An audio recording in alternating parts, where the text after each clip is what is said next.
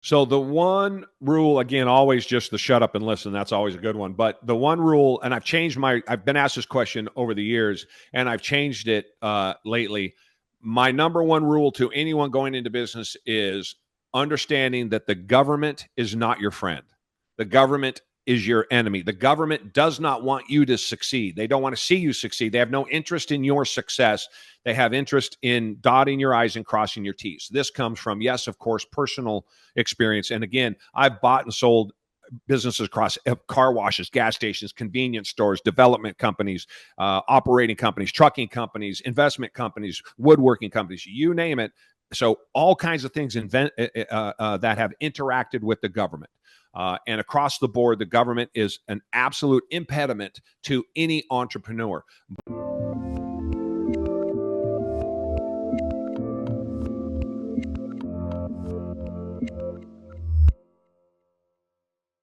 Hey everyone, this is Devin Miller here with another episode of The Inventive Journey. I'm your host, Devin Miller, the serial entrepreneur that's grown several startups into 7 and 8 figure businesses, as well as the founder and CEO of Miller IP Law, where he helps startups and small businesses with their patents and trademarks. You ever need help with yours, just go to strategymeeting.com, grab some time with us to chat, and we're always here to help. Now, today we've got another great guest on the podcast, Jerry Brazie. And Jerry started out his journey paying taxes at 11 years old. Later on at 14, ended up getting beat up a little bit. And by the time between 16 and 18, lived out of a flop house. And he'll have to explain. I only have a general concept as to what a flop house is, so we'll have to give it a little bit more explanation. But for a while there, worked for someone else while they were running, or for a while running their business. And then about 28 years old, decided to start his own business and got some backers. And then due to some cash flow issues and other things, ended up getting fired or let go from that business. But with that, took some of the clients followed him with him to the next business. And then in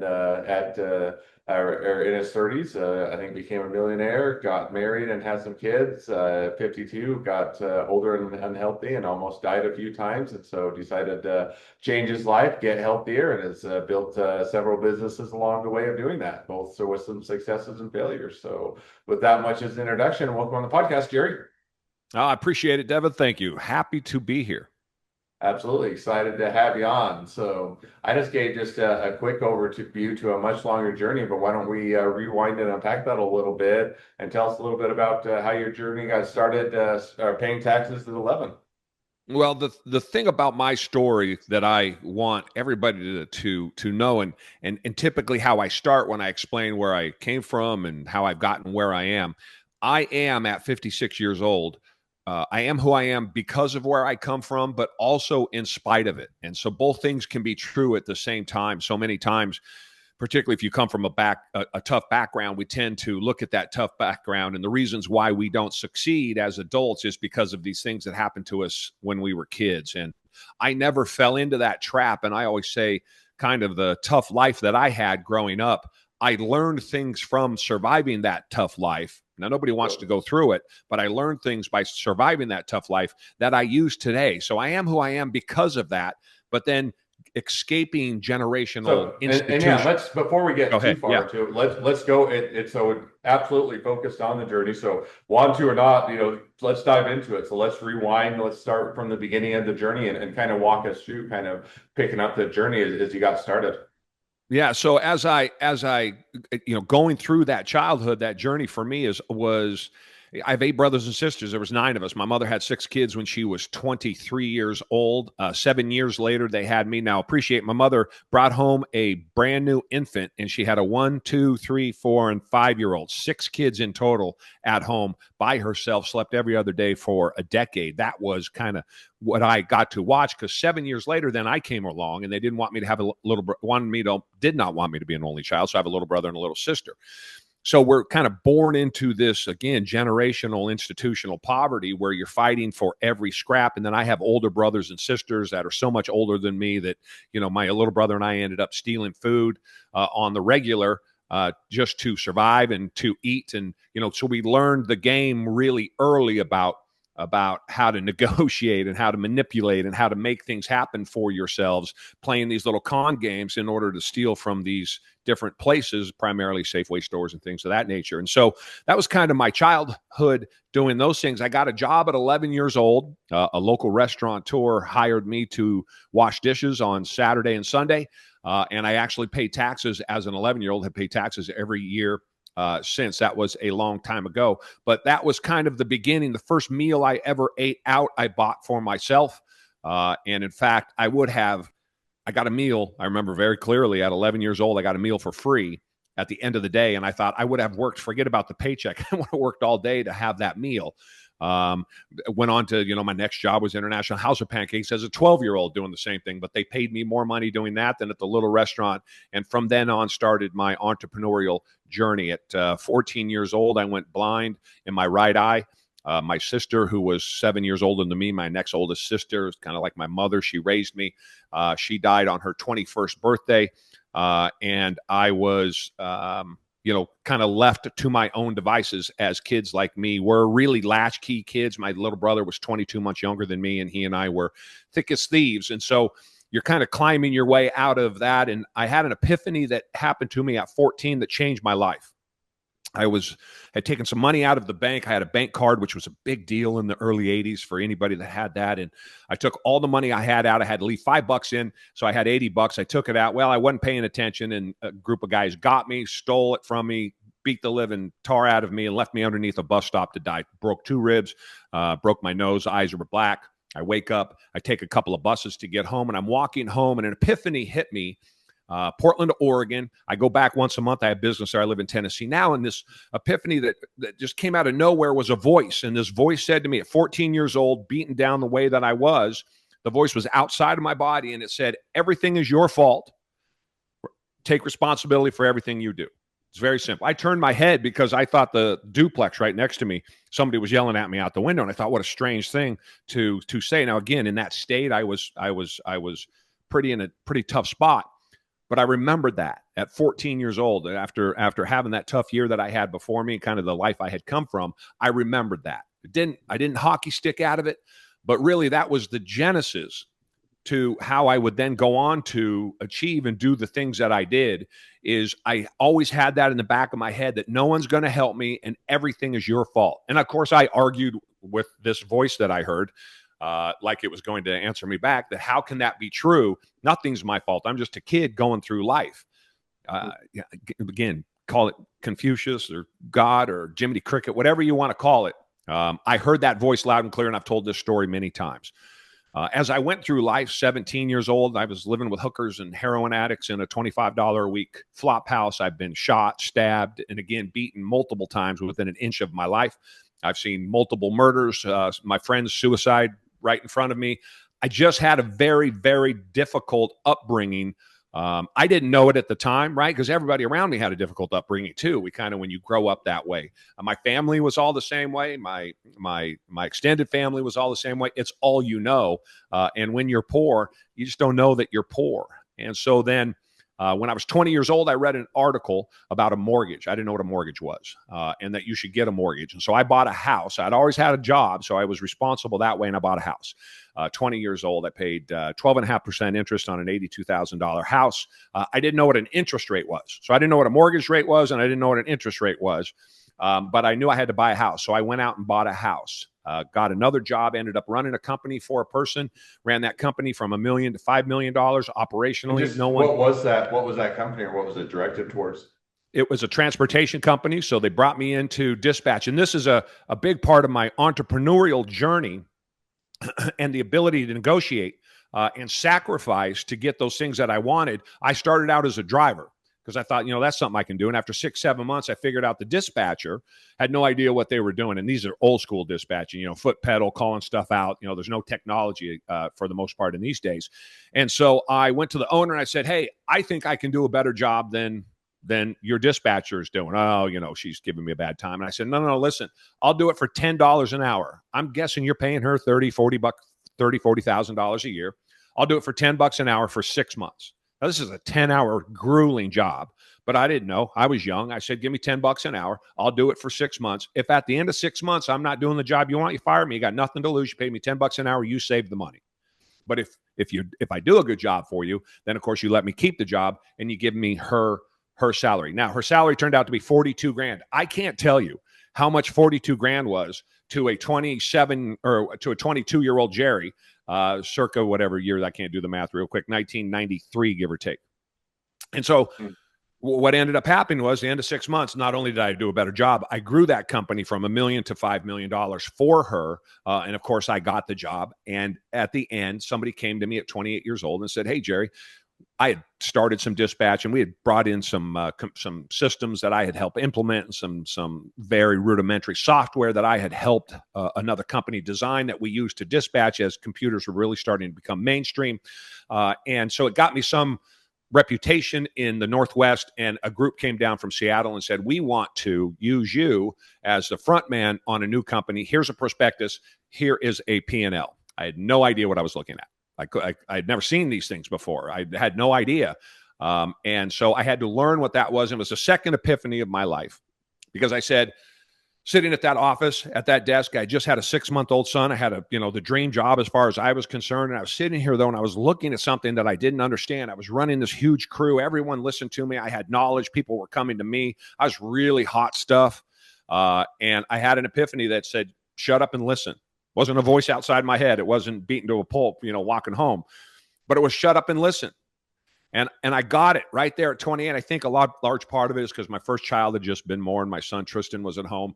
And I listened to that voice, and I changed my life almost overnight. I got rid of all of those guys I had grown up with, all of the friends that I hung out with. I looked at my life. All I was doing was playing sports, watching sports, talking sports, going to the bar and drinking sports and playing sports. And I just got rid of all that. And I found people that were smarter than me over the next few years, accountants and attorneys, and really started to learn the things that I didn't know. And I would get in the room and I would shut up and listen. And so I took the offer when you're shutting up and listening, so to speak, was that while you were still working at the logistics or the shipping company, or at that point had you gone out and done something on your own?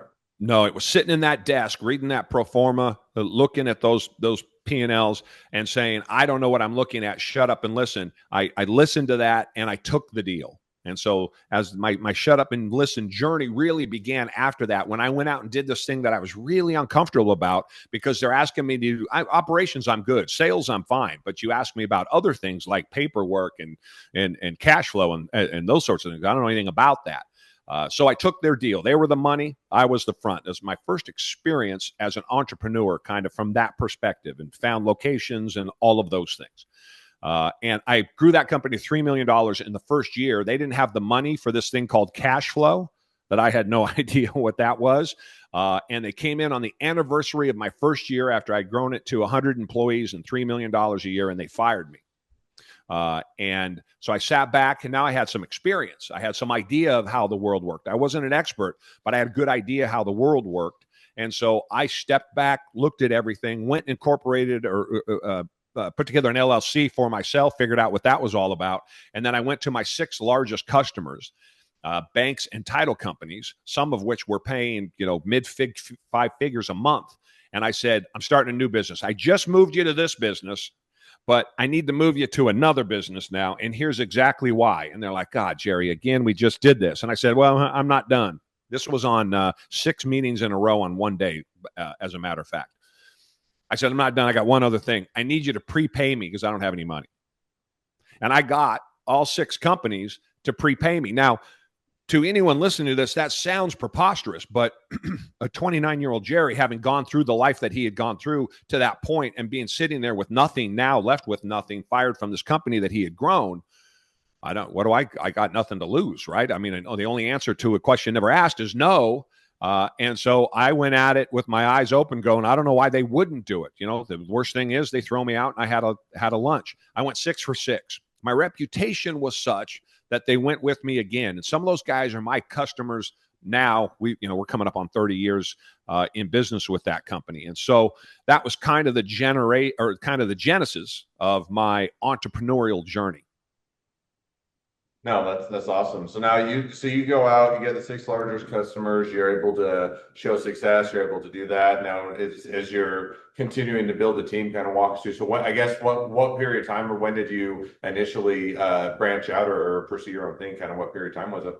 Well, so that's, so it was that year. Off I went 1 year, 1 year to the day they fired me. 30 days later, I started my own and I was off and running. We did $4 million the first year with that business. We did And 4 million. sorry, no, was this 90s, 2000s, This is 2020? 98, 98.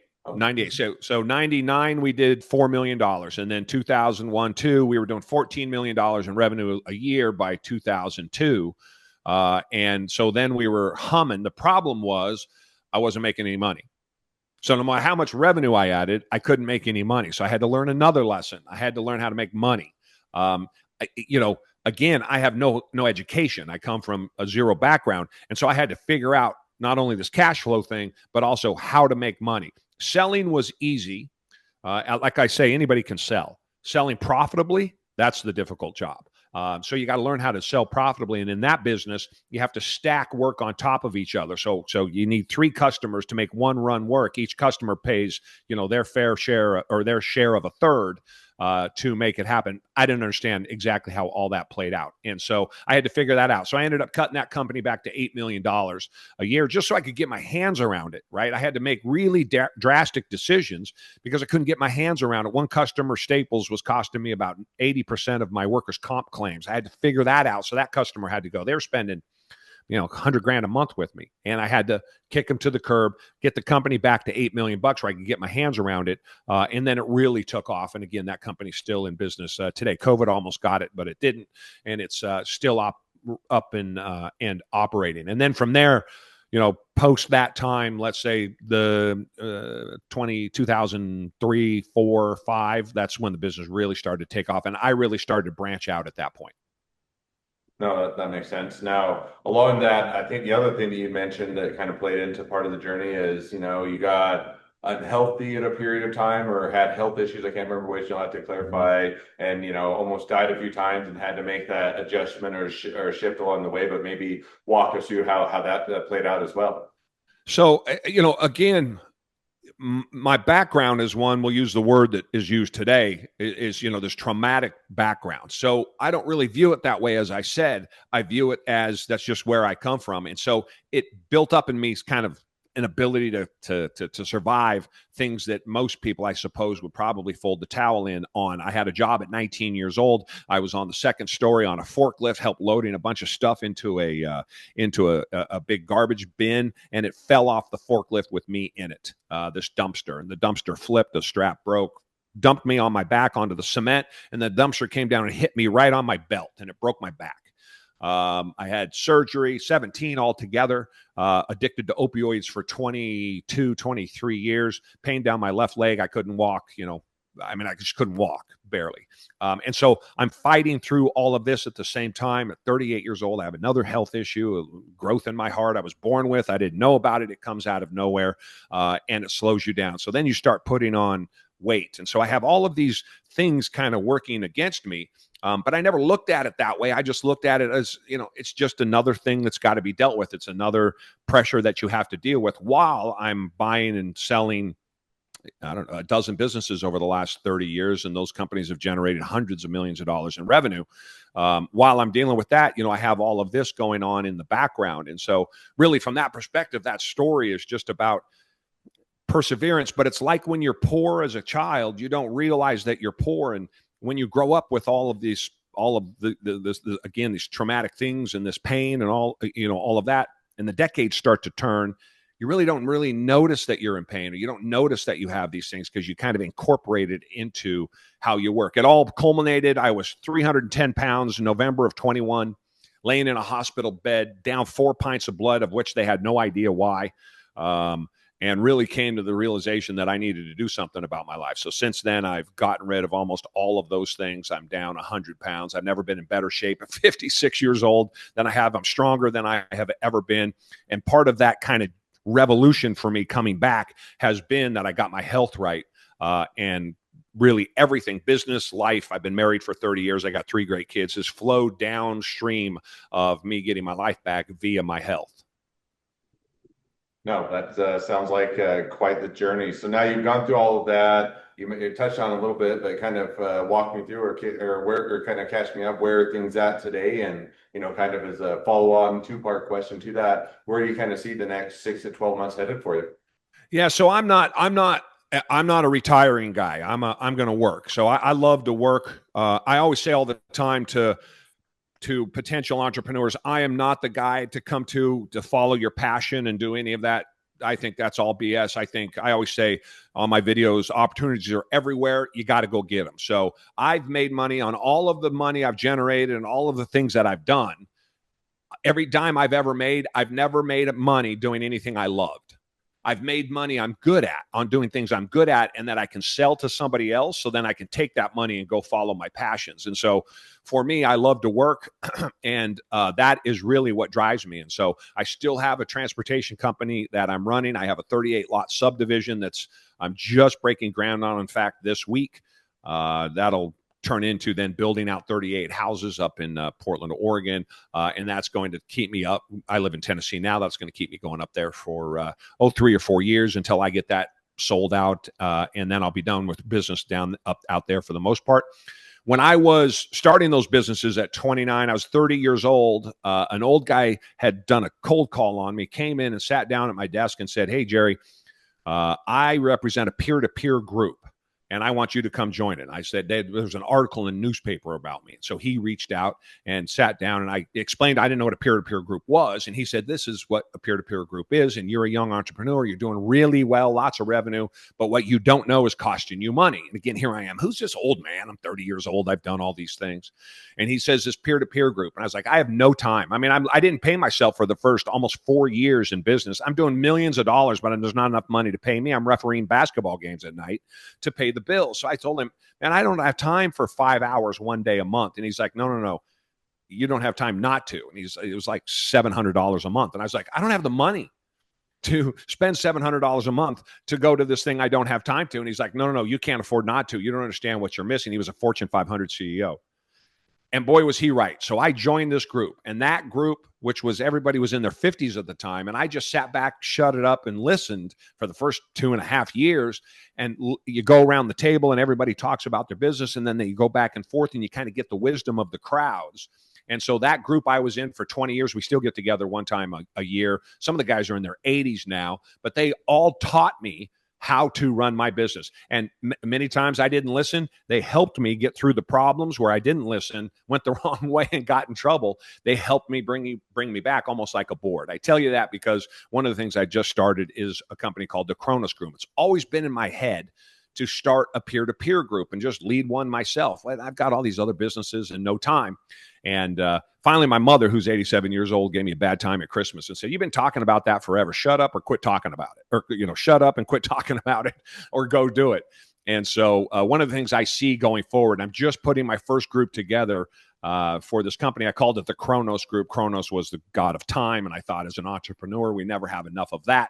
And so I'm putting together a peer-to-peer group. And really, as I look forward over the next year or 2 years, that's really where I would like to see a lot of my effort go, because I love the game of business. I'm passionate about the game of business. So for me, if I was to, at 56 years old, kind of branch out and try to find that thing that I'm passionate about, it's helping other people with their businesses. I've been doing it on the side for years, and I thought I would formalize that. So really my development, I've got an operating company back in the West, and then my push going forward is my new company, the Kronos Group, that I've just put together. So I'm excited about that. And it's fun to start a new company. That's always a good time. And there's a lot going, social media and things I don't know how to work. And, you got to learn how all of those things go. So it's a challenge. It's frustrating, and really makes me feel young again.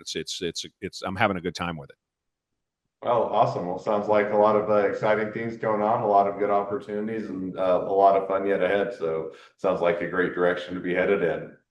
Well, now as we have reached the present day of the journey, and even looking a little bit more into where things are headed, great time to transition to the two questions I always like to ask towards the end of each episode. So we'll jump to those now. So the first question I'd like to ask is, along your journey, what was the worst business decision you ever made? What'd you learn from it? So the worst business, that is a great question too, because I'm going to almost pick from I'm going to say the worst one for me was the one that cost me the most money, and I've got a lot of them, so I've made a lot of mistakes. I've had huge successes, and I've had huge failures. And I bought a company in 2012. It was a good sized company, and I couldn't quite get my hands around the financials. But I had just come off the month before I closed that purchase. I had just come off the largest month I had ever done in terms of profit, and it was a huge month for me. And I was riding high on life, and I thought I knew all kinds of stuff. Right? I thought I knew things I in reality didn't know, and I thought, you know what? There's something wrong with these financials. I'll figure it out. I'll just get it bought. It's going to take my company up. Would be doing about $20 million a year. This is going to be cool. I'll figure it out. Huge mistake.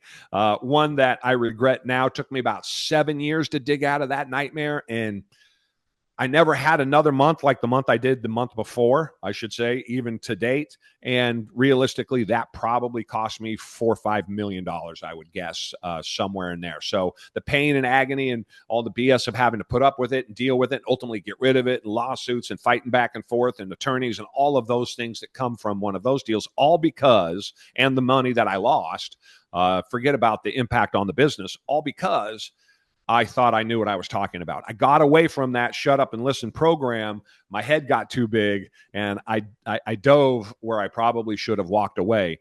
Something I certainly would do now, but that's probably my biggest mistake. And what I learned from it was something that I learned at 28 years old when that epiphany hit me, which was shut up and listen. And the other thing is really pay attention to your instincts. Your instincts are huge. And as I got more successful, and I share this with entrepreneurs all the time, the more successful you get, the harder it is, in my experience, working with other entrepreneurs and also in my own personal experience, to listen to that little voice in your head that says, man, you better take a step back. And now you almost took the wind out of my sails, but we'll ask the follow-up question to that, which is the second question I'd like to ask, which is probably what you already hit on, but we'll go through that anyway, which is, now if you're talking to somebody that's just getting into a startup or a small business, what would be the one rule of thumb you'd recommend? So the one rule, again, always just the shut up and listen. That's always a good one. But the one rule, and I've been asked this question over the years, and I've changed it lately. My number one rule to anyone going into business is understanding that the government is not your friend. The government is your enemy. The government does not want you to succeed. They don't want to see you succeed. They have no interest in your success. They have interest in dotting your I's and crossing your T's. This comes from, yes, of course, personal experience. And again, I've bought and sold businesses across car washes, gas stations, convenience stores, development companies, operating companies, trucking companies, investment companies, woodworking companies, you name it. So all kinds of things that have interacted with the government. And across the board, the government is an absolute impediment to any entrepreneur. But also working with other businesses the way that I have in other industries that I've not been involved in, it seems to be a recurring theme. And those early stage entrepreneurs, you think the government wants to help you. And so you might say a permit's going to take you this long, and just understand that it's going to take you 3 times as long. And they're probably going to hit you with questions and answers depending on how much technically, how many rules, how many permits, how many things you have to do in the industry that you're going into. You have to assume that you're going to war, because working with the government so many times is war. The government's necessary to some extent. There's way too much government, but I have seen more than my share of businesses not even get off the ground because they couldn't get their paperwork straight to get started. Not because of anything they didn't do. There's just no help. There's no resources. And the people on the other side aren't going to help you. And I'm generalizing. There's always been good people. One of the best people I ever worked with in government, believe it or not, was at the DMV in California, of all of the places. And I thought I was going to have a nightmare experience, and I found someone good. But my experience for myself and with the vast number of entrepreneurs I've known and or worked with, particularly early stage ones, is just understand that the government aspect of putting a business together, even the simplest of businesses, can be complex. And the more complex the business, the bigger that impact is going to be. No, I think that's definitely a great rule of thumb, and a great takeaway for those just getting into a startup or a small business. So, Well, with that, now as we do wrap towards the end of the episode, if people want to reach out to you, they want to be a customer, they want to be a client, they want to be an employee, they want to be an investor, they want to be your next best friend, any or all of the above, what's the best way to reach out to you, contact you, find out more? So the best way to get a hold of me is just jerry@jerrybrazie.com. That's the website. That's Brazie, jerry@jerrybrazie.com. That's the website. That's my email. Go ahead and shoot it to me there, or go check me out in particular for any entrepreneurs. The Kronos Group, Kronos, kronosgroup.org. You'll see what we're all about. Website's just up. We literally just finished it. It's still a couple of little changes here and there. We're putting together our first group, and it's just a group of up to 10 guys sitting around a table and really just hammering in on businesses I described earlier. I'm excited about that. So if they go to the kronosgroup.org, check it out. And if that is for you, just hit the button and one of us will get a hold of you. It'll ask you some questions and away we go. But I always say, if you have a question, just reach out to me. I love the game of business. I've spent more time talking business to strangers in my life than I can shake a stick. I mean, it's just really a passion of mine. So if you got a question or you're interested in anything, I might try to get you in the Kronos Group, but really no sales. I'm just happy to talk business, and I'm happy to help you. So reach out to me, jerry@jerrybrazie.com. Awesome. Well, I definitely encourage people to reach out, support a great business, expand their network, and if nothing else, make a new best friend. So Yeah. with that, thank you again for coming on the podcast. It's been fun. It's been a pleasure. Now, for all of you that are listeners that are out there, if you have your own journey to share and you'd like to be a guest on the podcast, we'd love to have you. So just go to inventiveunicorn.com. Apply to be on the show. A couple more things as listeners. Make sure to click share, subscribe, leave us a review. Helps us to reach even more startups and small businesses to help them along their journey to success. And along that note, if along your journey you ever need help with patents or trademarks or anything else with your startup or your small business, just go to strategymeeting.com, grab some time with us to chat, and we are always here to help.